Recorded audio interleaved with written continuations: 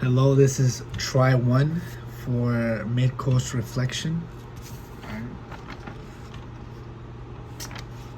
Okay, hi Miss O'Neill. I understand that I was working with Brian, but he hasn't hit me back. So as of right now, this is just a single by myself entry. Brian is not included in this.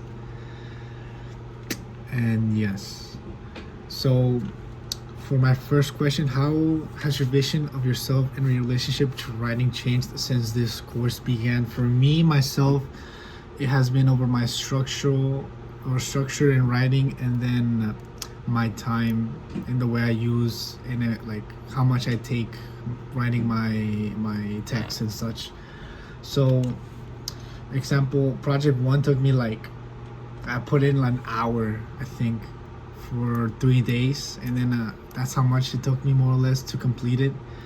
But I could have been quicker, like way quicker with it. And the next question is, what challenged you most during this project?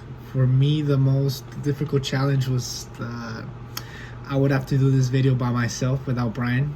I would have enjoyed it, but yeah, this is by far the biggest challenge I've taken in this class.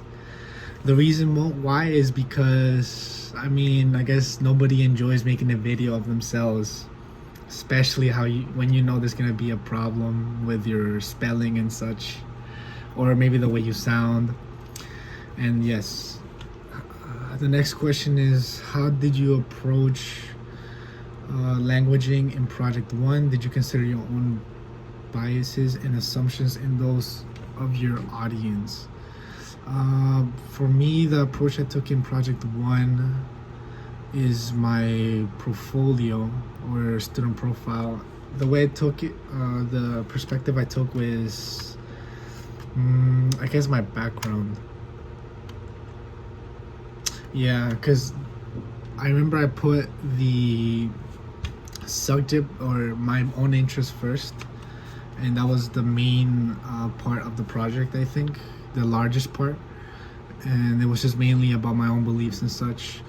And then I had another subject in question, like questions and insights, where I had another subject about myself. Those were the biggest parts and my main focuses. Everything else, like my career, were secondary because I just didn't really find anything else to write there. It was just pretty simple and clean about my career choice and such. So that was my main approach. My biases that I considered in project one would be, I guess, my feedback, right? I was biased towards my feedback, how I could have done better, how I could have done it quicker, and such. Maybe I could have had a smoother transition if I didn't focus solely on a few parts, and had a better structure to the essay. And then, what new strategies, or this is the next question, what new strategies and or process did you try during the work of the first project? New strategies would have been the color and configuration, not configuration, but just the coloring and the structure I used. I put the title of the project sorta after the introduction. I don't know why I like that, but I just figured it would make more sense since the top would be the introduction, and so having the title below that for me just seemed to look better, more appealing. And then the coloring, I liked it. It matched blue and red. I just enjoy the I guess comparison from red to blue. How did it go? I liked the way my project looked. And then would I try that again? Yes. What would I do differently? What I would do differently would be not sound so, like, I remember I sounded very robotic in my I think it was personal beliefs. I did remember I got some feedback on that. Explain any other activities, practices, and or skills you might have experimented with. Mm, Activities, practice, or skills you might have.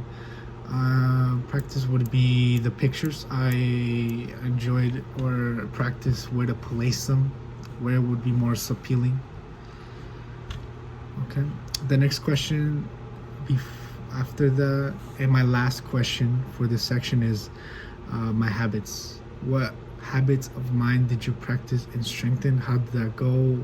Which do you still need to work on? For me and my feedback, it was run-on sentences. That would have been the part where I needed the most work and the most.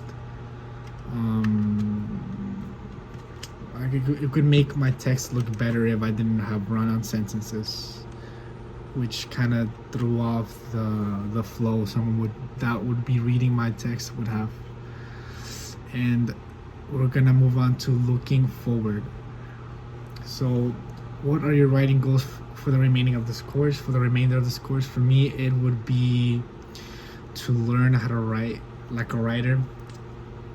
And the next question is, what support might you need for your peers, writing mentors, or instructors to meet these goals?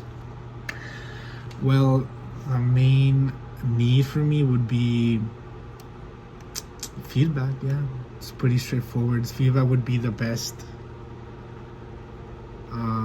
help I could get. I mean, some examples would be nice, but feedback would be the main thing. And then, which skills have you practiced that you plan to use during work and or second project? For me, it would be having organizing my thoughts, because I've had the habit of just putting everything out there and then having a struggle in organizing it. It would be better if I organize it beforehand and then put it on text. And then my last question in looking forward is, what specific writing goals do you have for the rest of this class? What would you like to be able to accomplish as a writer after completing this class? For me, it would be completing what specific goals? I mean, of course, passing the class, but anything else besides that would be to learn, I guess, is the main idea, right? So that would be a goal of mine. Take some message or idea from the class and include it in my writing as of after the class and become a better writer. Okay, that was the last question I was gonna answer for looking forward. So my 3 visuals would be my ghost. It's a little stress, like squishy stress. It's meant for stress and relief, I guess. My second visual would be my AirPods. I enjoy listening to music while I work and or relaxing. And then it would be this. It holds a lot of memories for me. It's a little box with my little things I care about from me and my loved ones, or loved ones like my girlfriend and such. And yes, those are my 3 visuals. I believe that's all. Simon, Arma. It's officially Dan Torres. Midterm reflection. Mid-course reflection.